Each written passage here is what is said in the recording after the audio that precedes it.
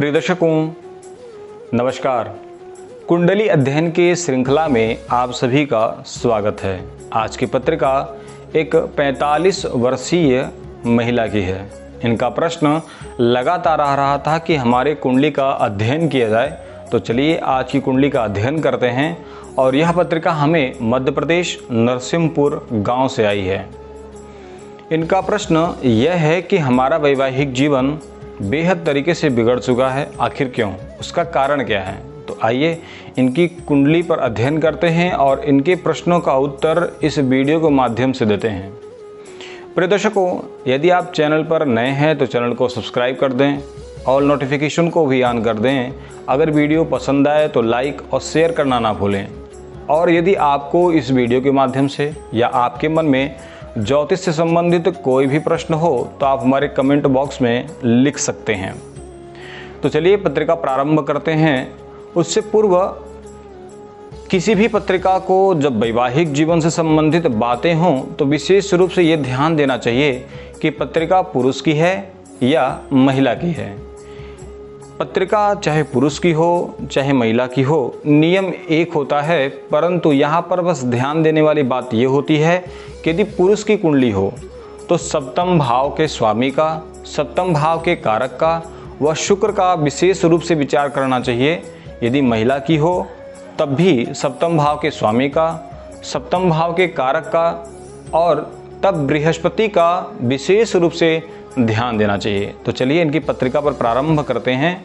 7 number से यह लग्न प्रारंभ होता है, यानी कि तुला राशि से यह लग्न प्रारंभ होता है और चंद्रमा जिस राशि पर बैठा होता है व्यक्ति की वही राशि होती है। तो इनकी सिंह राशि है और तुला लग्न है। तुला लग्न का स्वामी शुक्र होता है जो लग्न में ही विद्यमान है, और सिंह राशि का स्वामी सूर्य होता है, वो भी लग्न में 7 नंबर की राशि पर विराजमान है। तुला राशि पर सूर्य नीच के हो जाते हैं तो उनमें जो प्रभाव होगा वो भी पापत्व आ जाएगा, क्योंकि नैसर्गिक रूप से भी सूर्य पाप ग्रह हैं और नीच होने पर यानी कि नीच राशि पर विराजमान होने पर उनमें जो पापत्व होते हैं और अधिक बढ़ जाते हैं। तो यहाँ पर लग्नेश शुक्र जो है वह लग्न में विद्यमान है, तो यह जातिका के लिए तो अच्छा है, जातिका को सुंदर, सुशील, व्यवहार कुशल बनाएगा, परंतु वहाँ पर सूर्य का नीच होने पर स्वभाव में विरोधाभास भी उत्पन्न करेगा। तो चलिए हमें सप्तम भाव का विचार करना है।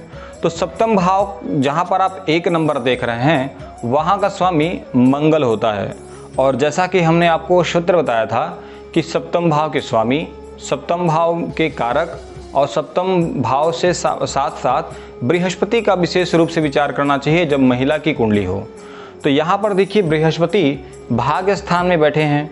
बृहस्पति नैसर्गिक रूप से शुभ ग्रह हैं और जिस भाव में बैठे हैं वहाँ का स्वामी बुध होता है, और बुध भी नैसर्गिक रूप से शुभ ग्रह होता है।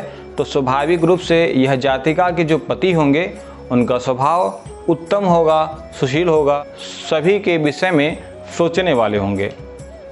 परंतु यहाँ पर इस महिला का जो वैवाहिक जीवन है वह उसका कारण क्या है। सप्तम भाव के जो स्वामी हैं वह है मंगल, और जाकर के आप दसम भाव में 4 नंबर की राशि पर नीच के बैठे हैं। सप्तमेश यदि नीच का हो, सप्तमेश यदि किसी पाप ग्रह द्वारा देखा जाता हो, सप्तमेश किसी पाप ग्रह के साथ में बैठा हो तो भी वैवाहिक जीवन बेहद खराब होती है। तो सप्तमेश जाकर के दसम भाव में 4 नंबर की राशि पर यानी कि चंद्रमा के घर में नीच के बैठे हैं। इस सप्तम भाव पर सूर्य की भी दृष्टि है, जो सूर्य 7 नंबर की राशि पर नीच के होते हैं, जो वैवाहिक जीवन में बेहद तनावपूर्ण स्थिति उत्पन्न करते हैं। यहाँ तक कि काफ़ी समय से एक दूसरे से अलग भी होते हैं, क्योंकि सूर्य मंगल में अलग करने की भावना यानी कि जहाँ पर इनकी दृष्टि होती है या जहाँ के ये स्वामी होते हैं, यदि वह अच्छी स्थिति में ना हो तो उस भाव से संबंधित फल देने में या उस भाव से संबंधित सुख को बेहद तरीके से खराब कर देते हैं। तो यहाँ पर सप्तम भाव का जो स्वामी है वह मंगल जाकर के नीचे का बैठा है, लग्न में सूर्य नीचे के बैठे हैं और उनकी दृष्टि सप्तम भाव पर है, जो इनको पति से अलग एक लंबे समय तक अलग करके रखा है और वैवाहिक जीवन को बेहद तरीके से खराब कर रखा है। चंद्र कुंडली की बात करें तो चंद्रमा शनि के साथ विद्यमान है, और यदि सप्तमेश छठे भाव में, दसम भाव में व एकादश भाव में जाता हो तो भी वैवाहिक जीवन बेहद खराब करता है। दसम में जाता हो तो कार्य क्षेत्र में विवाह के बाद वृद्धि होती है। एकादश भाव में जाता हो तो विवाह के बाद आय बढ़ता है, और यदि सप्तमेश छठे भाव में जाए तो विवाह के बाद पति पत्नी शारीरिक रूप से अस्वस्थ रहते हैं। परंतु वैवाहिक जीवन के लिए यदि सप्तमेश छठे भाव में, दसवें भाव में, एकादश भाव में जाता हो तो बेहद खराब करता है।